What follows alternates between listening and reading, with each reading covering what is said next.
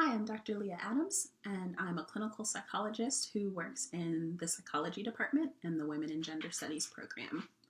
This fall, I'm excited to teach Black psychology again. And I teach Black psychology because I think it's important to expose students to a vibrant area within the field that centers the experiences of Black people in the United States.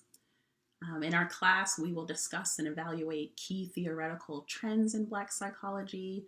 We'll talk about central tensions that exist within the field, focus on specific content areas like racial identity development and racial socialization processes, and we'll discuss cultural models of mental and physical health and well-being for Black folks. The vibe in our class is one where we'll build community by engaging with each other. We'll debate big ideas, very big ideas.